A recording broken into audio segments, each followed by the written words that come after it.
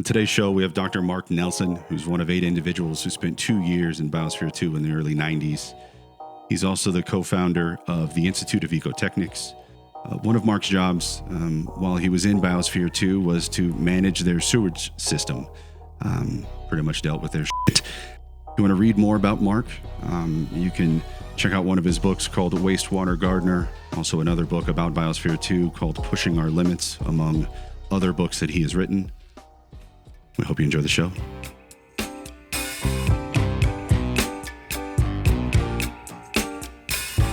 This isn't your first rodeo.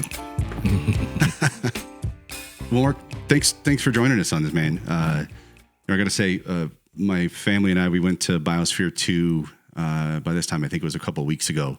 And both Chris and I grew up in Arizona.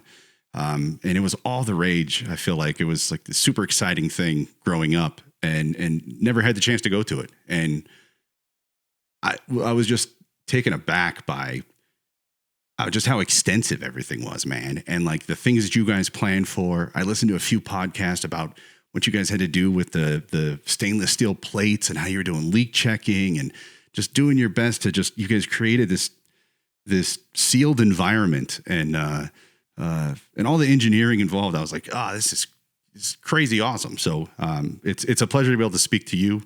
There's so much misinformation about Biosphere 2 still banging around. People just repeat, stories that were totally inaccurate, when they appeared. That there's quite a countercurrent of people who are now appreciating how far ahead of the curve Biosphere 2 was. But I love talking about it because, as you mentioned, it was such an extensive and daring and extraordinarily successful project engineering-wise and ecologically. It's so mad that we knew, of course, we weren't just stepping into the unknown. We were diving headfirst into it. So to throw against the project that unexpected problems happened, that we had to make adjustments is really missing the point, which is above all that it was an experiment. We did it because we didn't have all the answers, and people don't have all the answers about how any ecosystem, no less biospheric ones, operate. That was the motivation. How accurate is the spaceship Earth? Are you happy with that storytelling? Well, I'm really happy the movie came out because there's a whole generation like you guys, at least Chris Harris. You maybe were old enough that you followed it back in the day. It was a huge story. Not that meant it was covered more accurately, but the images of Biosphere 2 reached an astounding number of people, given that, there were satellite uplink TV, but there was no internet, Right. But it still penetrated. And the story that Biosphere 2 told people, even if they just saw, some images of this beautiful world and amazing variety of Earth biomes that we kind of miniaturized and put in there, and the reality of seeing 8 people who had to take care of it, the quote unquote biospherians, it was kind of a working model at a time when people really, aside from very few, they couldn't even spell the word biosphere, no less, tell you or understand what does it mean that Earth has got a biosphere, that we humans are supported by a biosphere and are part of it. So it was an astounding educational device, and, the implications go on and on and on. And to my mind, it's not like it's a historically interesting project. Of course it is. But the relevance of what we were learning and what we were demonstrating to the world becomes ever more relevant. Back in the early 90s, yes, people were talking about global warming, but it was some far off distant event that might someday, be important. But the destruction and the deterioration of the biomes that make up Earth's biosphere was running apace and is probably more concerning even than global warming, as alarming as that might be. And we built Biosphere 2 very cognizant of, the impending crisis of the relationship between humans and our living biosphere. In reading about you, Mark, and then all of your biospherians that were in there with you, and then learning about Synergia Ranch. Am I saying that correctly? Sure. Synergia, yeah. You had mentioned earlier that you guys just kind of went headfirst into this problem, with Biosphere 2. And I feel like that is how you guys tackled things at Synergia Ranch, right? I have this theory of, like, if you don't know how to do something, well, you just figure it out. You just do it. And you're going to make mistakes along the way, and then you're going to correct, and you just do it. That's how you get things done. It's definitely one of our mottos, and we take it pretty seriously. You learn by doing. Because, the world does not need more armchair quarterbacks. We need people. We are all involved. The problem that we have with the biosphere is not somewhere else, I think we're becoming painfully aware that we're part of a system, and that system is really misguided, and it was put into place. Let's give it the benefit of the doubt and forget greed and power, and just talk about it was profitable to develop an industry, to do the kind of things that were happened. And there was almost a complete disregard for the fact that we live in a tightly sealed biosphere. The Earth's biosphere is way tighter than we were able to get Biosphere 2. It's astounding. And I only learned that actually during my time in Biosphere 2 and later. We all know, because it takes an enormous amount of energy to put a rocket, outside the gravity well of the Earth to go into space, either orbiting or exploring our solar system, etc. That gravitational force is actually the closure of Earth's biosphere. We get a little bit of cosmic debris, shooting stars, comets and meteorites, etc. And we lose a little bit of light gas from the upper atmosphere. But it's a tiny fraction of the biotic materials, the mass of the biosphere. So Earth is a very tightly sealed, closed ecological system. And you're asking about Spaceship Earth. I love it. And, the filmmakers, they had complete run we gave them access to the historical archive, but it was very much their film. And it's a pity. I mean, I think they conveyed a lot of the energy of the group of people that I've worked with now for decades, but they left out some important things. Like, we had the insight at Synergia Ranch that there was a real disconnect between human technology. I love this phrase, business as usual. How we conduct business as usual on planet Earth has got a lot of shortcomings. We can get started on that, but let's just deal about its impact on our living biosphere. It was something that even classical economics now does not take into account. They're just looking pretty much at monetary values. Natural resources are only valuable insofar as they have market value. So, the air is only valuable, I guess, when we finally get down to the last healthy breathfuls. Otherwise, it's just a dumping ground for air pollution.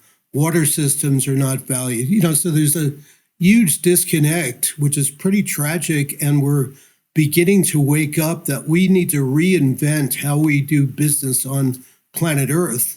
And central to that equation is that everything that humans do has an impact on the, quote, environment.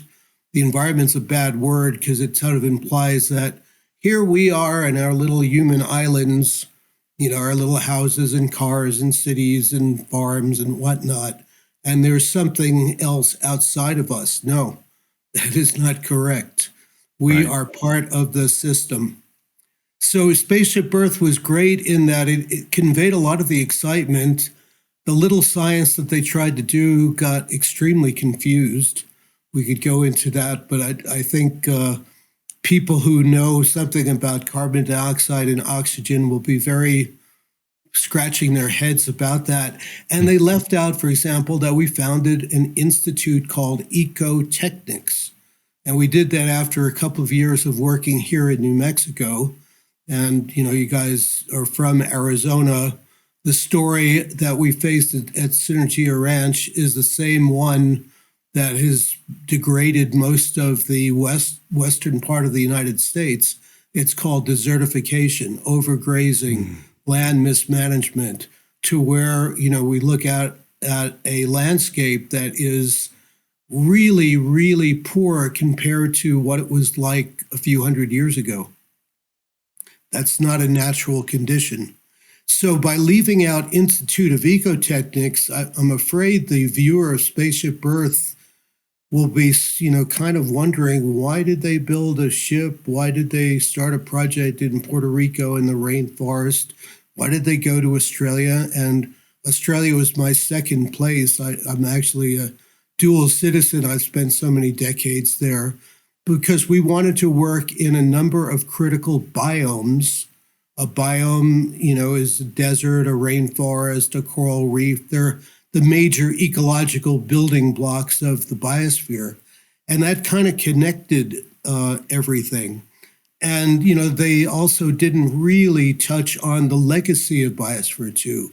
Okay, it was really exciting. It's beautiful. It's awe-inspiring. And I don't discount the fact that we reached so many hundreds of millions of people as being perhaps the most important thing that Biosphere 2 did, because it presented a very optimistic picture. First off, we didn't make it look like a big box store. Right. Yeah.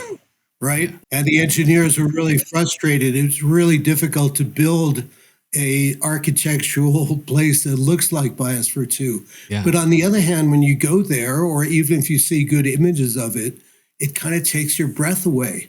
And sure, if we're going to have the hubris, I'm Jewish, the chutzpah, to think that we can build a man-made, a human-made, and designed biospheric system, let's make it a really beautiful one and pay homage to human architecture. So we have barrel vaults, the structures that covered the agricultural section. That was originated in Babylonia. We have step ziggurats and pyramids, which have been in a number of world cultures. We have geodesic domes, like over the lungs, the variable volume structures. And we were fortunate enough to be a good friend and colleague of Bucky Fuller, modern architecture. And then we're going to make a beautiful, unpolluted biosphere. And that was the goal of Biosphere 2, so that we could study, how do these biomes interact? What are the fundamental processes that happen? Because although, bad science teachers kind of tell you that we know everything, any real scientist will tell you that we know that much. We only know a little bit of what there is to know about the natural world. Yeah. That's one of the things I think that surprised me, was how much we don't know about our natural world, right? We don't know, it seems as if we act like we're really good at growing crops, and we're probably really good at it for a season, but we decimate the earth, and then we got to come back and pump more chemicals and more fertilizer to get it ready for the next season. But just to realize that what you guys were proving really and studying was that we didn't know. And you guys had like 1,000 sensors in the soil or something, right? I mean, just taking readings all the time about everything. And it's like, oh, we didn't know this before Biosphere 2. Or maybe we had an idea, but now we're proving it. It was just, I tend to think it wasn't so much that we were trying to prove it, because if we really knew how mini biospheres or a global biosphere operated, seriously, we should have just built a computer model, right? Yeah. Made a game out of it. Sure. But, by actually building something and then learning the painful way Oh, we didn't really anticipate that. We had, for example, a classic problem of Biosphere 2 is that you're starting with a very young biosphere. The trees are quite small. I like to call it, we had biospherians who really didn't know how to be biospherians going into a bonsai, very young biosphere. I mean, the biggest trees inside Biosphere 2 were 5 and 10 feet tall. By the time we left 2 years later, they were 30 and 40 feet tall. So there was a dyad. How rich do you make the soils? Because you want that biosphere to grow up rapidly. And if it's the food crops, you don't want to start with a really poor soil because we have to live off of half an acre. So we really loaded it with a lot of nutrients with the idea that things would stabilize, things would equilibrate. But of course, there were imbalances during the first 2 years. Duh. Yeah. Yeah. I mean, it was a big experiment and data gathering. That was the goal, right?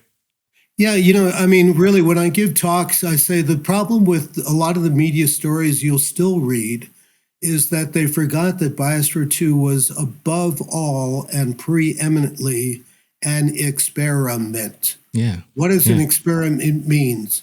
Yeah. It means you set up, and of course it's a little bit more complex than a desktop experiment like in a biology class or a chemistry class. Admittedly, if you're going to do a biosphere, they are inherently extremely complex. But as you say, we had 1,000 sensors. We were taking data manually. We had probably 50 or 60 outside scientists who were advising on data collection and trying to understand what was happening inside Biosphere 2. So really, an experiment fails if you don't learn from it. And there were scientists who said, we can get into science, because unfortunately, I don't know how much you guys are in the world of science, but there's really an unfortunate kind of civil war going on, or let us just say disconnect between scientists who are just brilliant, and we've learned so much from extremely detailed analytic science, studying individual pieces of systems, of organisms. Western science is non-pari. A smaller group of scientists look at total systems, and they take a hierarchical, kind of a holistic view. And really, both sides are needed. And at Biosphere 2, even though we mostly got attacked by some quote-unquote reductionist scientists, we had to have plenty of those because even if it is a holistic experiment, the details have to be as good as you can possibly get it. And the engineers have to be on board because in any engineered system, the impact of the technology is so crucial. And, so I say Biosphere 2 is an amazing success even before we started the closure experiments, because we got a group of really creative, top of their field engineers understand enough ecology to, figure out the technology that we needed to make Biosphere 2 operate, and to do it in a way that didn't pollute and damage the life inside.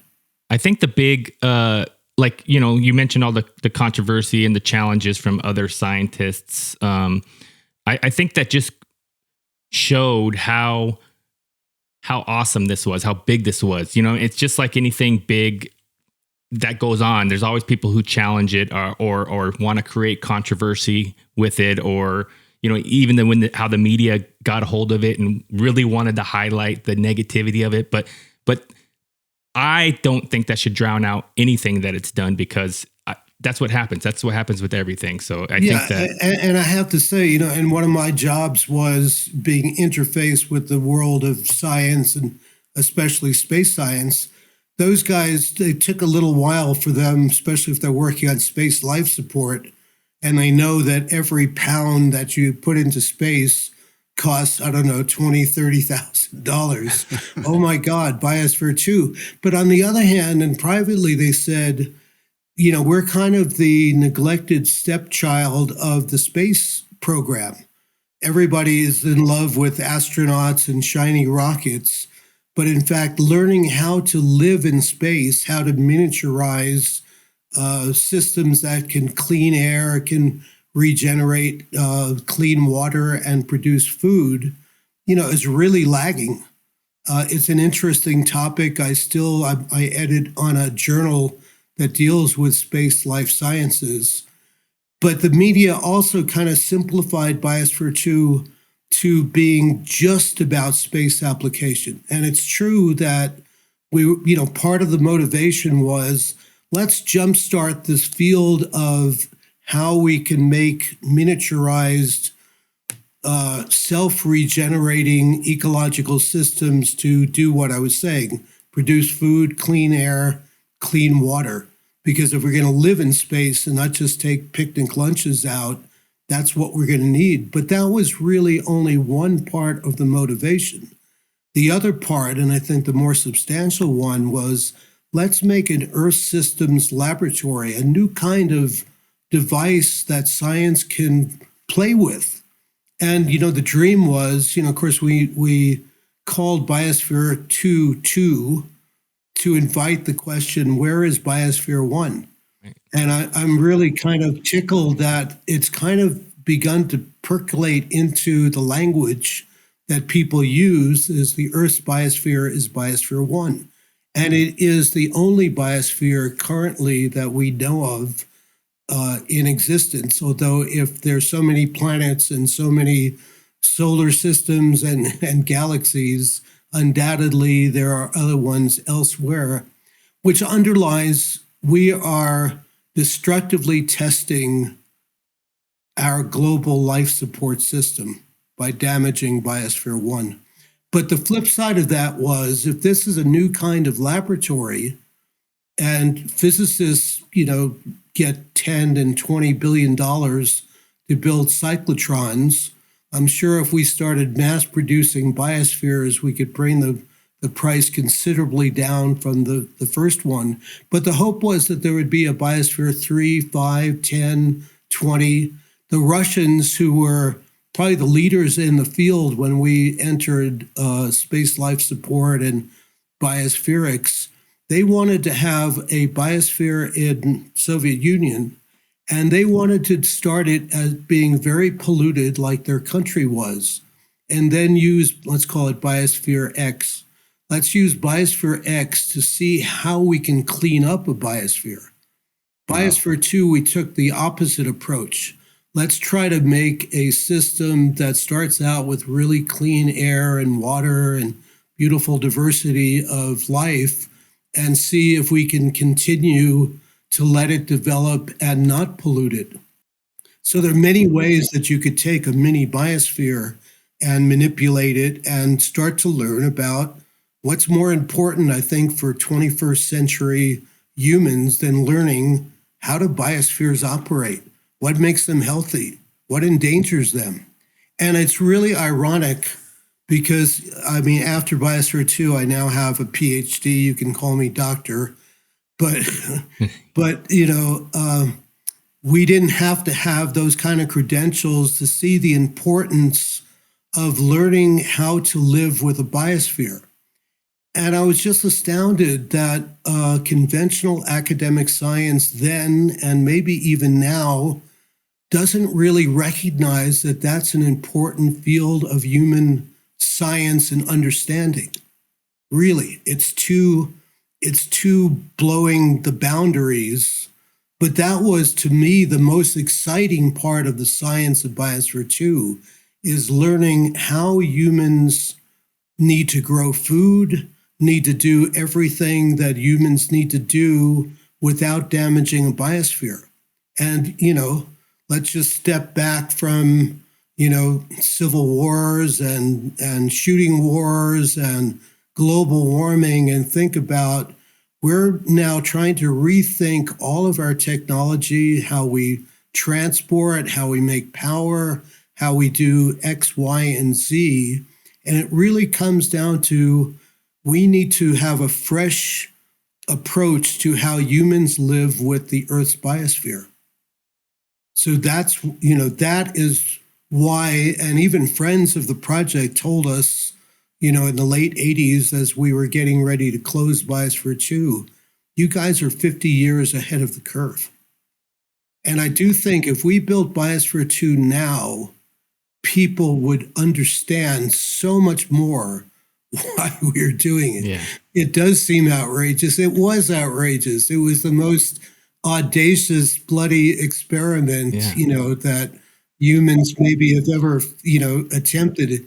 It's kind of like landing on the moon. Let's make a mini biosphere, stack it full of technology and people, and let's learn how that the people and technology in that biosphere can all thrive. Yeah, that's what I was going to say is, knowing what you know now, I imagine Biosphere 3 would be, leaps and bounds of what it previously was, right? Absolutely. Which is kind of the thing, back to the original point. It's funny, Chris 1 and Chris 2. Anyway, one of you, Chris's, was saying, it learned by doing. And that's really not to be undervalued.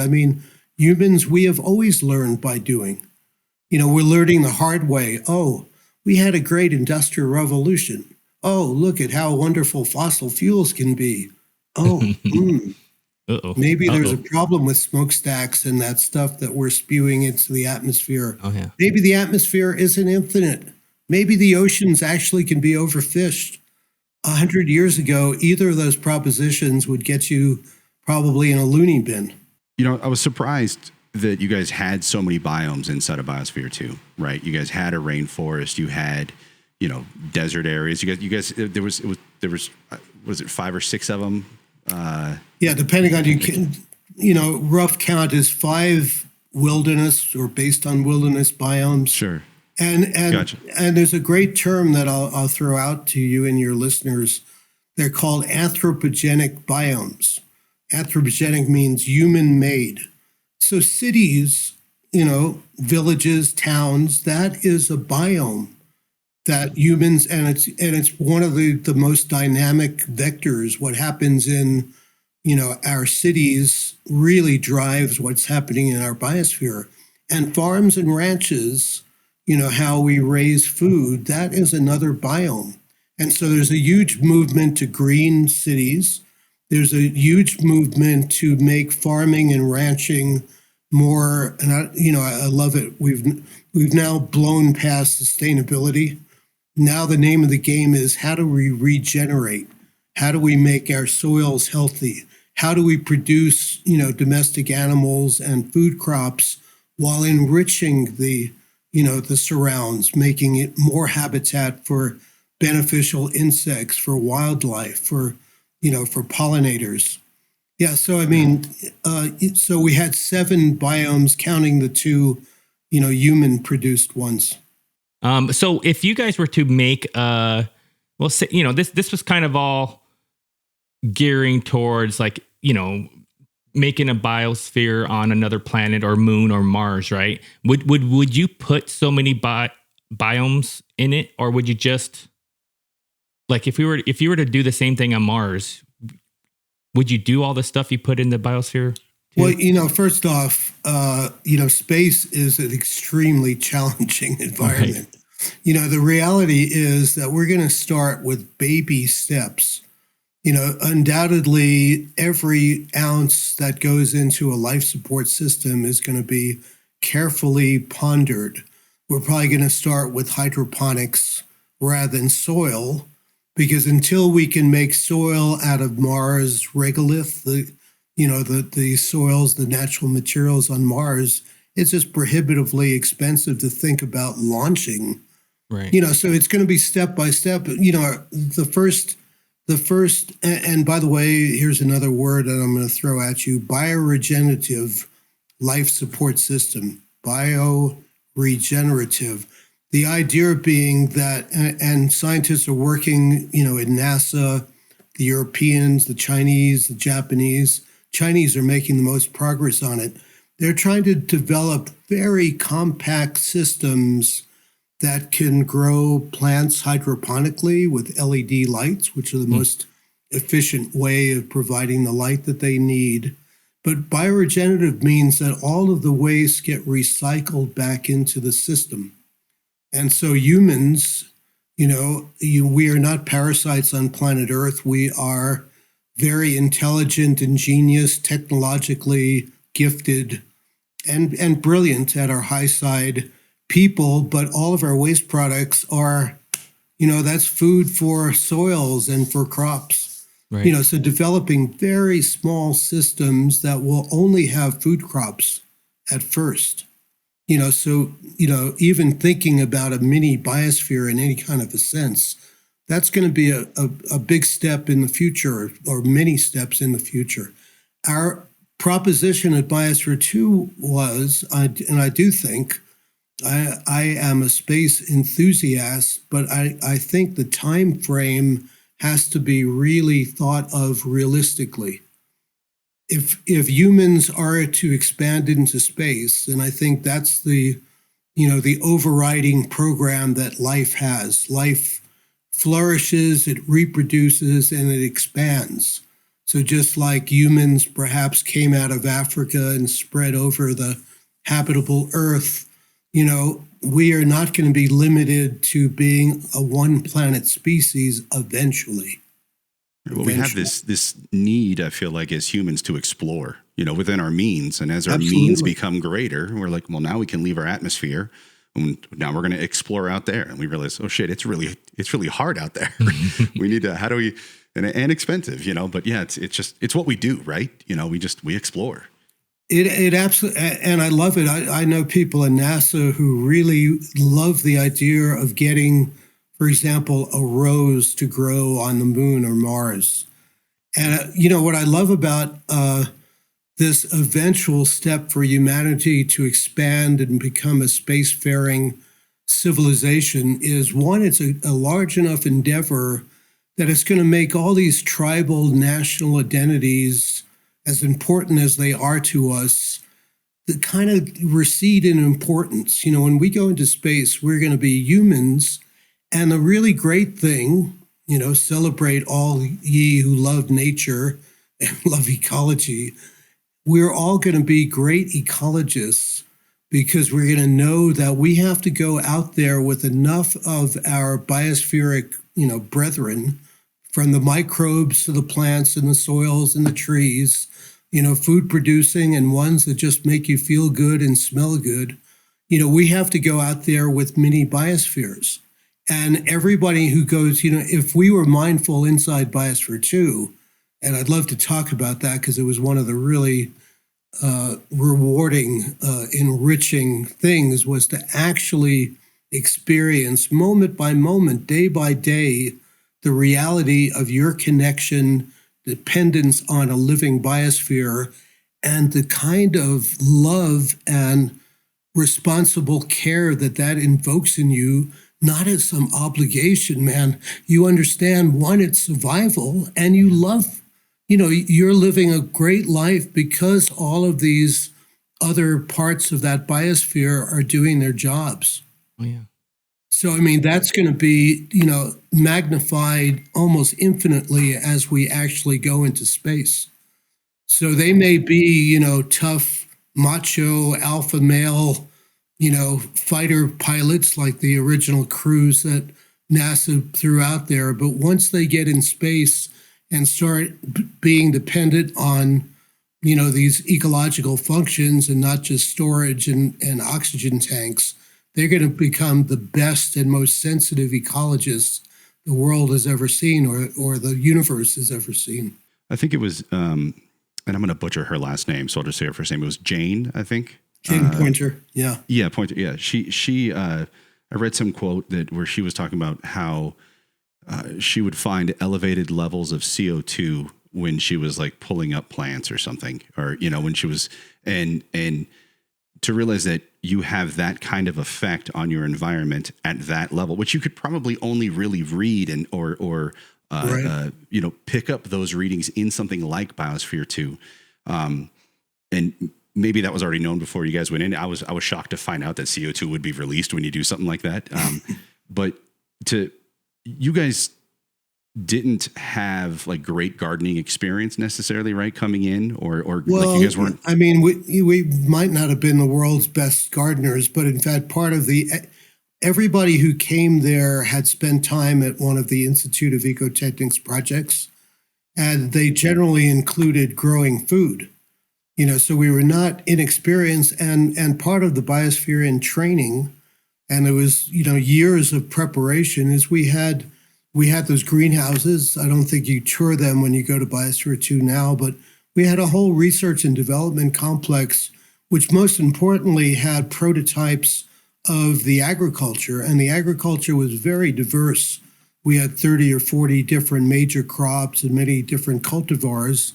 So, all of the Biosphere trainees, had worked with agricultural systems. See, how is it? I'm shocked that at some point what you guys were doing was characterized as pseudoscience, right? Or it wasn't real science, and like people were just taking shits on it as much as they could. It seemed like for any little thing, and yet, but then when you find out that you guys had test farms and facilities, like a few of you guys stayed, was it like a 3-week stint in a test area to see, what was the off gassing that was going on, and are you going to pass out if you're in here for 3 weeks by yourself or whatever?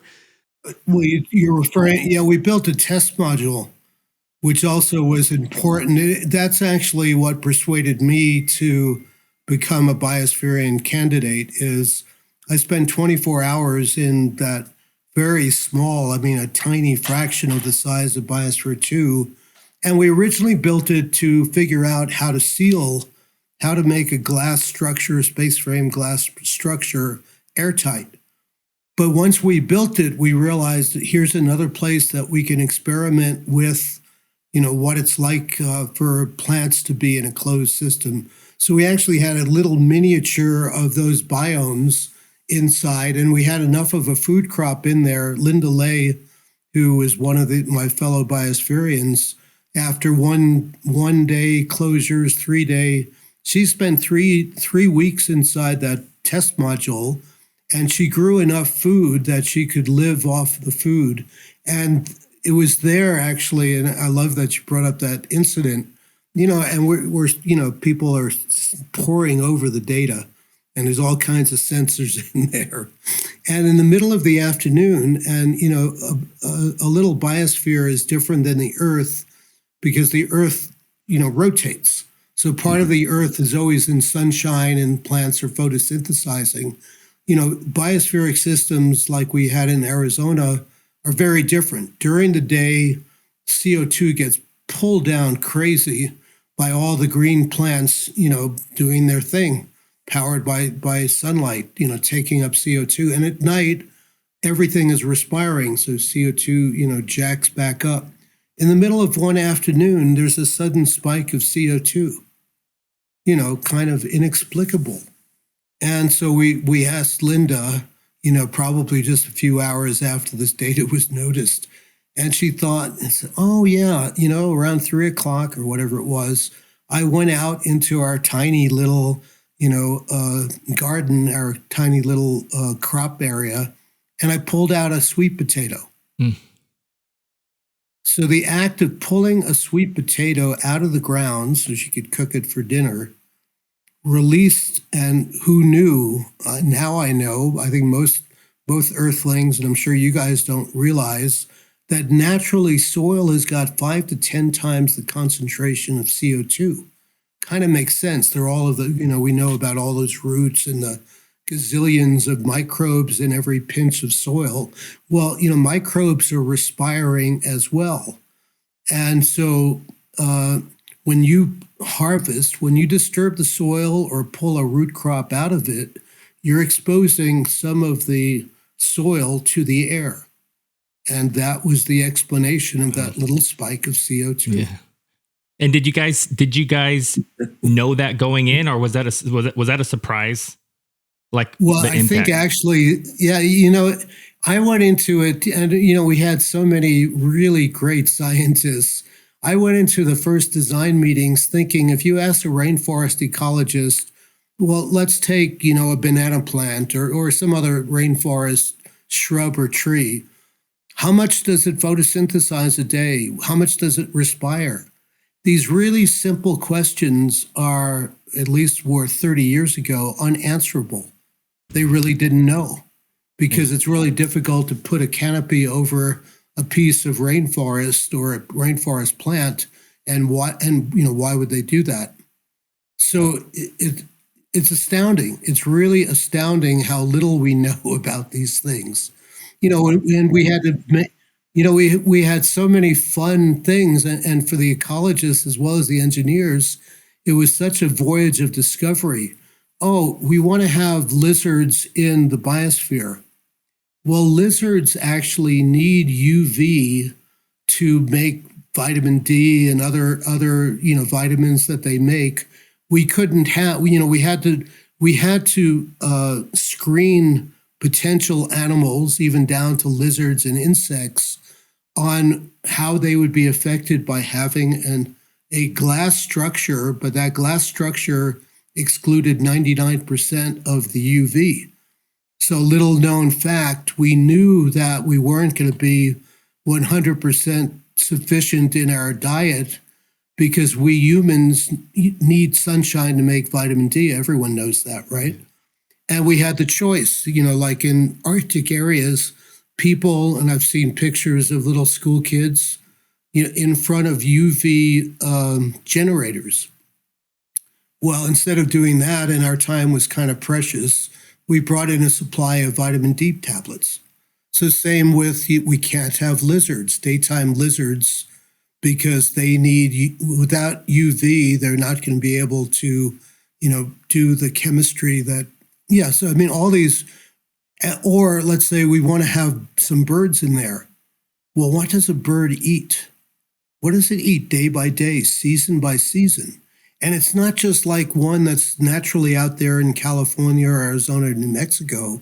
It's in a system where it's got a savanna, it's got a rainforest, it's got mangrove trees, of what's available in there. How many insects are we going to be able, if it's an insect-eating bird, to supply? How many insects does a hummingbird eat per day? So I tell you, these design sessions that we had with ecologists and engineers, they were really, let's call it trippy. They were really trippy because people were thinking about stuff that ordinarily no one has any answer to. And so, of course, we had to do the best guesses as to what we could support. And that the other thing that really people forget, first off, it's an experiment. It is a planned, voyage into the unknown. But the other thing is that we really hoped, and Biosphere 2 is still functioning. Maybe someday it will get back to its original thing, but it was very much designed as a 100-year experiment. And the fact that we had so little problems in the first 2 years, I mean, if you took a pool, even among the 8 of us going in, of course we wanted to stay in there for 2 years, but there were so many things that would have meant, unless we really wanted to die in there, that we'd have to leave. For example, any kind of a fire would pollute. When you go there as a human, oh my God, it's 60 feet, from the rainforest soil to the top space frame. That's nothing. Yeah. We had such a tiny atmosphere. I mean, people don't realize when we go to space, it takes 20 or 30 minutes, even in a rocket, because the stratosphere goes up about, I think, roughly 10 miles. Of course, the atmosphere is getting thinner and thinner and thinner. It's kind of, denser, closer to the soil. We had a tiny atmosphere. We couldn't even contemplate a birthday candle. Yeah, that's what I was gonna say. So how much effect did just cooking have, or just? Well, we didn't. We had to make choices there, and having a gas flame, aside from its unsustainability, we couldn't do that. We cooked with electric. I would have never thought that just having a gas stove top would be problematic. But I mean, obviously it would, right? I mean, it's going to take oxygen. It's producing what is that, carbon monoxide? I think at that point, right? Yeah, I mean, it's just crazy. now, of course, and I have both a wood fireplace and a gas burning stove. Yeah. I mean, now they're starting to think about, because we're at an interesting point. I mean, we're kind of, as a species learning by bits and pieces. So when energy started getting expensive, I think in the 70s, when OPEC, the oil embargo, and, suddenly people started thinking of fuels as not dirt cheap. We started insulating houses and buildings, right? So that we could keep the heat that we generate during the winter time. And if we're running air conditioners, you want to keep the cool. But then we didn't think, we don't have any green plants inside, and we have all this synthetic material. And so, and I'm very much involved in this because the guy that we worked with, Bill Wolverton, who is the NASA pioneer with constructed wetlands, and I hope we have a time to talk about constructed wetlands and the wastewater gardens that Biosphere 2 inspired me to get involved with. But Billy was also the first scientist who looked at indoor air pollution. And he tested 15 or 20 plants to see which ones take out those pollutants that make people sick. And that's why you see spider plants in so many restaurants around the world, because it was one of his but he only tested 15 or 20 plants. And one of the things that we were trying to do as a spinoff from Biosphere 2 was these airtrons, these soil and plant devices to clean up indoor air. And I'm still extremely excited about that. But it's a typical story.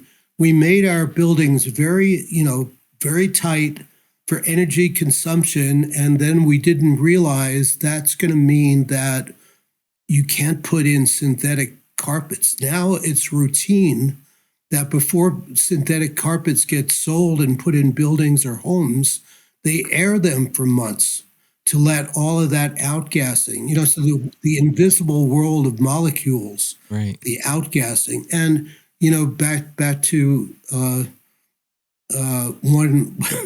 one of your comments about why did we put in so many biomes? One of the safety factors that we wanted to have was diversity as extreme as we could. We want to have lots of soil in there because we'd have lots of different soil microbes. And soil microbes have an amazing ability to detoxify water, air, chemicals that are thrown at them. We wanted to have different water bodies. So we wanted to have fresh water and salt water. So you can think, when I think of Biosphere 2, what kind of makes sense to me wasn't that we had X number of biomes. We had a range of land biomes from the wettest one, tropical rainforest, through savanna, thorn scrub, to fog desert. Why fog desert? Because in a system with a small ocean and rainforest, humidity is going to be high. Okay, so that's the transect of terrestrial biomes. And then we wanted to have aquatic ones. So we miniaturized, we decided to miniaturize the Everglades and take maybe 30 or 40 miles from freshwater wetlands all the way to red mangroves that are on the coast. Well, let's truncate that to 200 feet. So we have fresh water and then slightly more saline. And then let's put a mini ocean in there. And I know marine scientists who look at Biosphere 2 and say, why you had problems? You needed to have a bigger ocean. Yeah. The Earth's ocean is, in fact, 70%. It was pretty small, but right. Hey, okay, we'll make a small tropical ocean with a coral reef. So we have that whole spectrum of wilderness biomes from freshwater to saline to ocean. So it kind of makes ecological sense. And we figured that diversity was, since we're dealing with so much unknown, let's put as much diversity of life in there. And that's going to help the situation. Right. Awesome. Mark, earlier you mentioned that, humans aren't parasites to Earth. And it's funny, I immediately thought, no, yes, we are. And I think maybe, back When we were cavemen, we weren't parasites. We were one with the earth and nature, and we were part of this cycle. But I think as we've grown, and we've become more intelligent, and now we live in cities. The amount of waste that we produce, right? Just trash in general. And I was wondering how you guys handle trash, and then even like, did you guys have toilets, or like what did you guys do for all of that? Toilets. We had washing machines. Yeah. I know there are people who thought that we took our laundry down to. We did have a couple of streams, and maybe did it with rocks. But no, hey, we're not Luddites. Technology is not inherently bad. Let's go back to square one. Why humans are not parasites? Well, I hope we're not. A parasite can get so deadly that it often kills the host. For example, there are vines. Mistletoe is a parasite. There are vines, strangler figs, that actually kill the trees. So, we may be acting parasitically, and we're certainly degrading the body of the biosphere, but that's not inherent to humans. If we apply our intelligence and even tap into, we're surviving, children of evolution. We're all here because we have survival DNA in us. Your parents and their grandparents and their all of the species currently on Earth, have survived. So we do have, which I'm an optimist.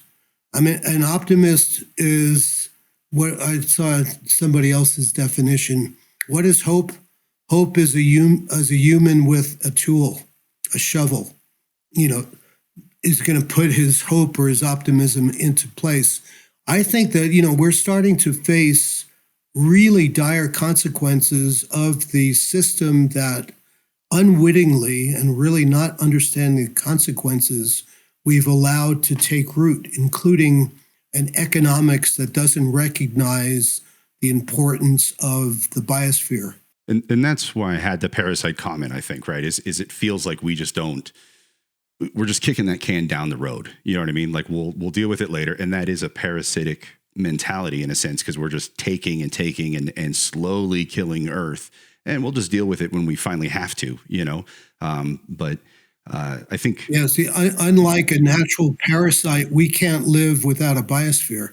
Yeah. Yeah, I hope I'm not quibbling with you. No, I think not at all. The parasitic and the cancerous nature of humans, I think you have to be a fool not to acknowledge. But I don't think this is inherent to the human condition. And I think I would agree.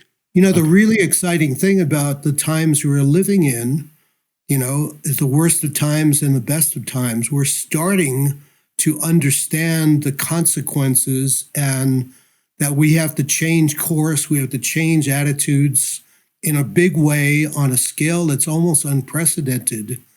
But, this is the marvelous and terrible and frightening, period of history that we're at.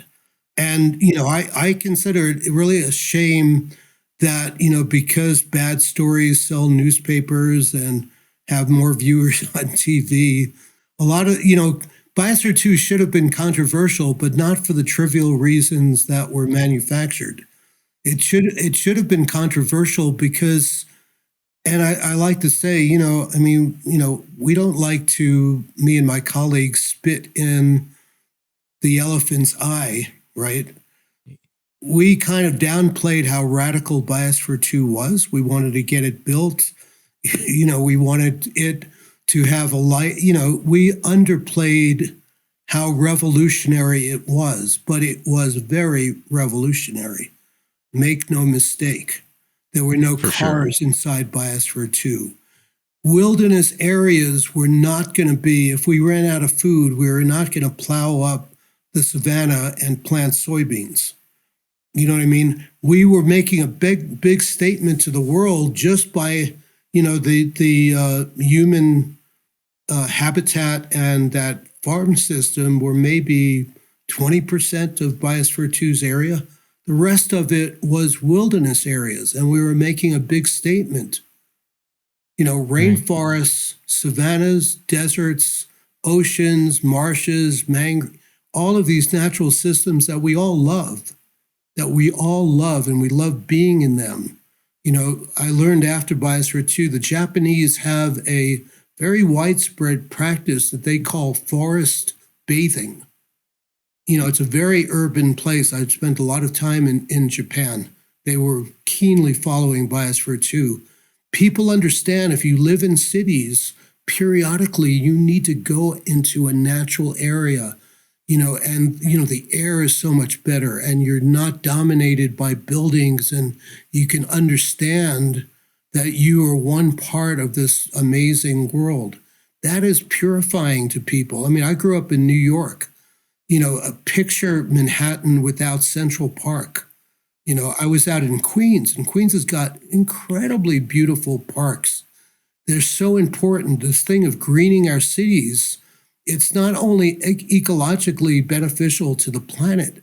You think about the psyche. I mean, one of the saddest things is that we talk about people being nature deprived, that kids don't have the experience of going into wild areas. We need that.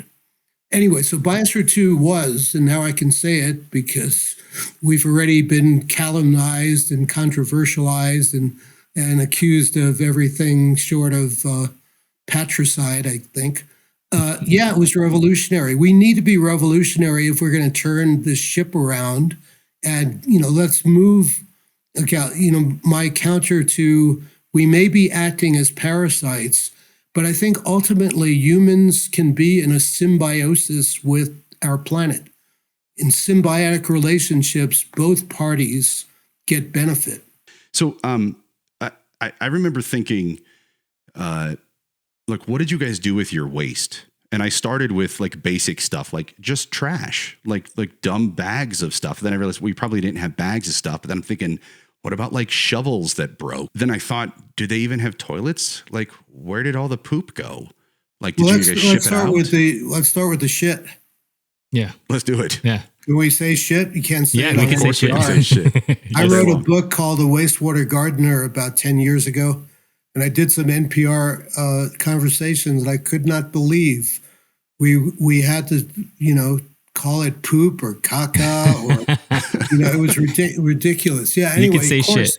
You have 8 people in there, and it's not only the people. We also had domestic animals, so they were pissing and shitting, and we had a small amount of waste. We had a analytic laboratory, largely sustainable because we could extract some of the gases from the atmosphere. But there was a little bit of chemical waste, and we had a medical laboratory. We had a workshop in there too. So we had 2 constructed wetlands. One of them was primarily for the human waste, from our kitchens, our toilets, our showers. And it kind of, it was a pretty simple system in a way. It came through the equivalent of septic tanks, holding tanks where the organic matter begins to get broken down. And then the exciting thing, and this is where I was mentioning, we were working with Billy Wolverton, who now retired from NASA, but he worked at the Stennis Center just across the river or the Gulf from New Orleans. And he was an American pioneer in this approach that is gaining steam around the world, is making a man-made, a human-designed wetland to treat and detoxify and use the wastewater to produce a mini wetland. And so we had a beautiful system. It had some floating plants. It had about 17 emergent plants, but they're all wetland adapted. And those plants and their microbes in their soils or in the water actually purify the waste. So every bit of the liquid waste, including human waste products, went through. We had 2 different constructed wetlands. They were down in the basement area. If you toured through Biosphere 2, I don't know if they take you I didn't there. do the tour of the basement, but it was an option. Anyway, it super cool. It needed to have sunlight. And, so that was a job that I inherited, and I kind of fell in love with it because unlike nasty, stinky sewage systems, and I did a master's at the University of Arizona in Tucson, and did field trips and took civil engineering. Usually going to a sewage treatment plant is a pretty nasty, Oh yeah. nasty Gross. bit of business. But this was a beautiful system. We had ladybugs and volunteer frogs that found the system. I cut the vegetation to feed our animals. And it was a very elegant system because, one of the paradigm changes when you think about closed systems, and let's go back to we're living in the earth, which is basically a recycling closed system. There are no wastes. The waste from one process need to be raw materials or resources for something else. So what was even better than having this beautiful ecological system cleaning up and creating a benefit was the treated water then got put back and went back into our supply for the farm. So we're completing the cycle. And when you think about it, we have all of these ranches and farms that produce our food. And then the food gets sent in, let's simplify it, to the cities. And people go to the supermarket and they have to deal with the packaging. That's another question. Yeah, right. We'll get, but anyway, they eat the stuff. They go to the bathroom. They flush the toilet. They don't know where it goes, but we know where it goes. Tucson has got 2 big sewage treatment plants, and they throw a lot of technology at it. But at the end of the day, what do? They dump it into the river channel. Or if you're in a coastal city, that gets dumped into the ocean. It does not get recycled. It's incredibly wasteful. And the nutrients that originally came from the ranches that the cows and the pigs and the chickens or whatever were grazing on and the crops are growing in, those soils don't get the nutrients back. In fact, when I wrote this book, let me plug it, The Wastewater Gardener, Preserving the Planet One Flush at a Time, with a great cover that won some awards of me standing in a toilet with a big apple tree above me. But anyway, the point being, and I write about it there, we should actually change that system. And we should collect we should separate industrial waste from residential waste in cities, compost that, and send that back to the farms and ranches.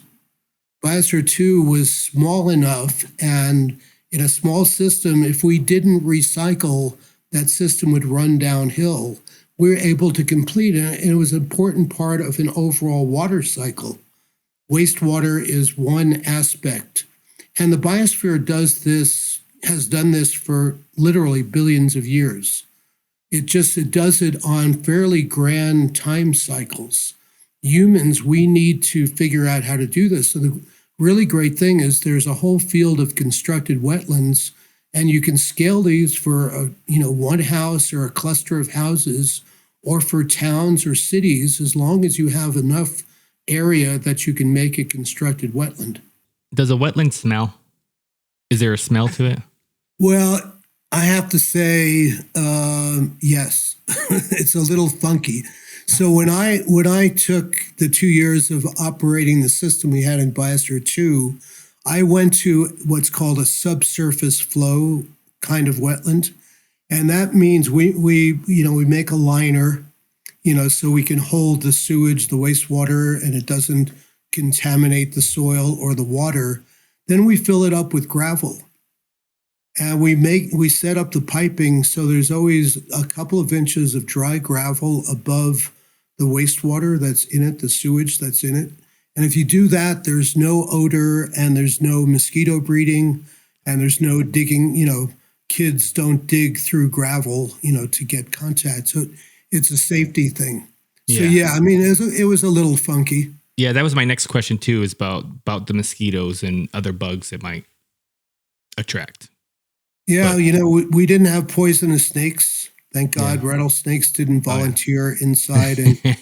And actually, the ecologists toyed with the idea that there are many types of mosquitoes that don't, suck the blood of humans and other mammals. That was a candidate, but it never happened. But we didn't have mosquitoes. We did have cockroaches. Now, cockroach is a great example. I know it's part of how Biosphere 2 is a nightmare and just Right. terrible. I have to rewrite my experience because living in it was 2 of the best years I ever lived. But yeah, we had a problem with cockroaches. And they you really were, brought cockroaches in? You brought them in, or they were no, just kind of they volunteered. And Yeah, I was gonna say. cockroaches was actually something, we had some really dark cockroaches that were part of the rainforest ecology, which never got to be a problem. But the common house Yeah. cockroach somehow got in there and it proliferated. And when we realized that we had a problem, we had, a person who kind of did the rounds at night, making sure everything was good before turning out the lights, so to speak. And one of our gigs was we went into the kitchen, which was dark, and we were armed with a vacuum cleaner. We turned on the lights and we sucked up those cockroaches. Nice. And at first we didn't realize you have to then close the vacuum cleaner because otherwise they're going to walk out. And we fed that to our chickens. Oh, nice. And we increased our egg supply. Wow. Which was a great example. In a biospheric system, everything is usable. Yeah. So by and large, we didn't have packaging. We were harvesting daily. Of course, we put aside crops, but we didn't have supermarkets. When I first went to supermarkets and took out the food that I bought for my, sustenance, I was just appalled at this massive amount of packaging that came with it. So by and large, we didn't have any packaging. We didn't have solid waste, so we didn't have a rubbish tip. Yeah. So really the only waste you guys had to contend with was human waste, right?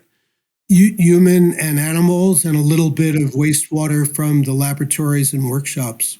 We actually had a workshop in there, by the way. If we broke a shovel, we had spare parts, and we had a lathe in there. And Mark Vantillo, one of the other biospherians, ran that shop, and he could fix almost anything. We could actually fabricate parts in there. Why is it? And this is probably a dumb question, just goes to show my lack of knowledge. Why don't we fertilize with human waste? Well, you've all probably seen The Martian.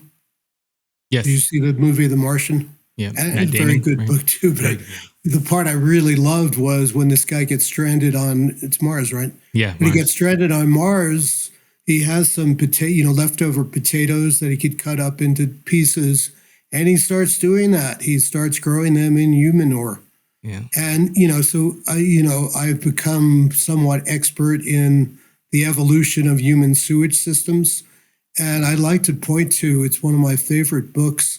It is a classic book from the turn of the 20th century called Farmers of 40 Centuries. And this American agriculturalist went to China, Japan, and Korea. And do we have time for this? It's such a great story. Oh, yeah. Yeah, go for it. Right now, every city in every Western city, and now even the Asian ones, we spend an enormous amount of money to detoxify and get that sewage away from people. And it's true, it carries pathogens into those sewage treatment plants and spend all that energy. It's a major greenhouse gas producer. In traditional Asian farming, it was called night soil. And there were contractors who collected the night soil. And we're talking Shanghai, even then a city of millions of people. They would collect the night soil. They would sell the night soil to boatmen who would then go up the rivers and sell it to farmers who would compost the night soil and put it back on their fields. And that whole book is a beautiful explication of this system. And why the guy gave it that title was, we were not talking about lousy agriculture. We're talking about extremely intensive, productive agriculture that was maintained for 40 centuries. And they did that by systematically and thoroughly recycling, including and especially human waste. So here's another little tidbit. We all know outhouses, a great solution, which is, goes under disfavor because it's too simple and people can do it. But if you're a farmer lucky enough to have a field that, is next to a road that people, travel on, you would compete and make a really beautiful outhouse so that the traveler chose your outhouse to deposit his very special and valuable offerings. Valuable shit. I love it. That is a complete paradigm change. Yeah. And it's the kind of thing that we, if we're going to live on this planet, we need to think about, and I love it. There's so many great phrases about shit is like money, does a lot of good if it's spread around, and stinks like hell if it's concentrated in one place. So yeah, we can do a lot of mileage. And I love the field of sewage because it's first off, it's become a taboo, and people don't want to think about it. And what I what I love about these wastewater gardens is, we've done ones literally for a few houses next to a coral reef down in Mexico. Right now, we're designing a system for 10,000 marsh Arabs in the south of Iraq, so you can scale them up, but it connects people to the reality. Where does our water come from? And when we flush a toilet or do whatever we do, run water down a sink, where does it go?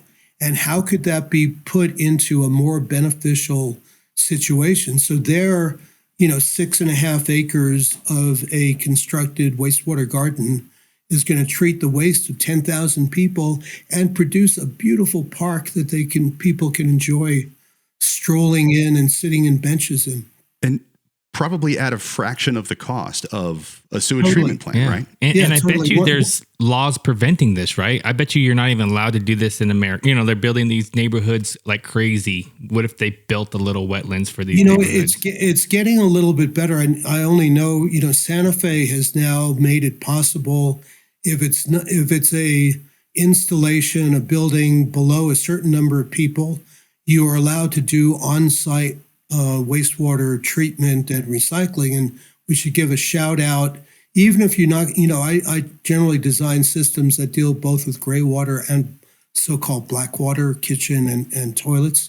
But there's a growing movement now because of water shortages to legalize gray water recycle for irrigation. Yeah, and they do that in Gilbert here in Arizona. They do have. I actually test. I test backflow preventers. That's what I do for my dad. So I'll and then we have to have a special gauge and special tools to use for the gray water irrigation system. So yeah, there's definitely in fact, it's a really nice example.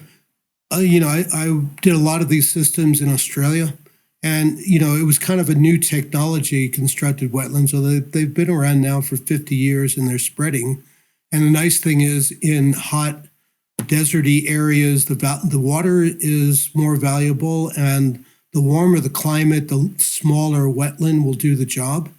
But at first, they used to, penalize and fine people for gray water reuse. Now Perth, the major city of West Australia, is running out of water, and now they give subsidies for people to separate their gray water and use it. They have some regulations to keep it safe. But the example of how we humans can, when we face the cliff or the front end of a shotgun, we can learn and adapt. That's the problem, though. It seems like we're always hitting these eureka moments when it's too late. When we should be doing it now before we run out of water, right? Especially Arizona. Yeah. Chinese proverb: "When is the best time to plant a tree?" 5 years ago. Yeah, exactly. but barring that, much better to do it now than to say, "Oh shit, it's too late." Yeah, we're getting close on time, but I just want to ask this: did anyone piss in a stream that they shouldn't have in Biosphere 2? Well, I don't think piss is not exactly a chemical destroyant. Right. I can't say. Maybe we should have done like they do with kids in swimming pools and ingested some dyes. We also tend to exaggerate, maybe it's good. We exaggerate the fragility of ecological systems. They're also really robust. I mean, there were so many things that people said were impossible that we did. I've read a lot about the Apollo program and space in general. And people at NASA have calculated that a lot of them were horrified when John Kennedy I think in 1961 or so, pointed to the moon metaphorically and said, Yeah. we will land a man and bring them back safely within a decade. Well, a lot of the people at NASA gulped, and I think they calculated that they had to do 2 to 3 million new things to make that true. Yeah, so people said, you can't have a coral reef inside Biosphere 2. My heavens, you're at 3,900 feet, in the foothills of the mountains in Arizona. You don't have a tropical regime. You can't bring Everglades mangroves across the country in big wooden boxes on the back of semi-trailers. You can't transplant living coral reef from Mexico. You know what the project had to do? We had to take semi-trailers, the backs of them, and put in an entire water circulating system with lights, even for the 1 or 2 days that it took to bring living coral reefs from, this is south of Cancun, a place where I did, in fact, about 50 of my wastewater gardens as a karmic payback since we collected coral. Yeah, there were so many things that people said you can't do, and life is pretty rugged. I mean, life has got properties that we don't really appreciate. Not that I'm saying that we should destructively test it, but sometimes we get carried away with how fragile everything is. The main thing that we have to engineer is us. We don't need to geoengineer the biosphere. And it's so dangerous because we've seen the unintended consequences of even less drastic human engineering. The main thing we need to do is control ourselves, become intelligent, and really examine what impacts and what relationships we have from really simple things like, what happens when you open up a drain? Where is that going? Yep. We are way easier to change than changing the earth. Yeah. We need to change ourselves. Yes. Yeah. Yeah. Well, I have one last question. Did you watch that movie Biodome that came out in 96? I did. I was doing my PhD and I kind of went in half disguise. Right. I mean, it was a pretty. You made it big when they're making a movie after what you did, right? Well, I know. A spoof. Yeah, I did. I can't even remember, but I do believe that they somehow saved the Earth by something they discovered. But it was a goofy movie. And we had attractive women inside Biosphere 2, but I don't think we had the Hollywood star. Right. Yeah. But it's kind of fun. I mean, you need to have a sense of humor. Yeah. No. About everything, and yeah. I mean, I used to collect. There was a great, I think he's still around, Kevin Fitzsimmons was the cartoonist for the Tucson Daily Star. Mm. And I've got a collection. I have to use them in some books that I still have to write about Biosphere 2. But there were so many great cartoons. Like there was one of these lumberjacks with big chainsaws. And they were headed for, a big dome with a lot of vegetation. And it was like cutting down the last trees in Arizona. Right. So there were a lot of very funny cartoons about Biosphere 2. Well, Mark, dude, really appreciate you coming on. I don't want to sound too cheesy when I say this, but I was so excited when you agreed to be on our podcast. I immediately texted Chris and I was like, Mark's going to do it. He was in Biosphere 2. This is so crazy. I can't believe it. Well, as you can see, I love talking about it because you can dig down kind of on almost any aspect of it. And it's so interesting. How did we come up with that solution? What is the problem that we're dealing with? I mean, it's fascinating. By the way, when we thought about the 100-year thing, I really looked forward to a museum of the original technologies that we used in Biosphere 2 versus what improvements, for example, that project spent $10 million. We had a whole cadre of Hewlett-Packard scientists who lived on site for a few months, designing all of the information, data collection stuff that I think you could go into a Best Buy or even a Walmart and get off the shelf now. It's like we have more power in our cell phones in the lunar landing, right? That's exactly. Crazy. Exactly. I think we have more in a decent handheld calculator a than Texas they have. Instrument. Oh my God, do we land or don't we land? Yep. Well, Mark, man, really appreciate it. You guys are fun to talk to.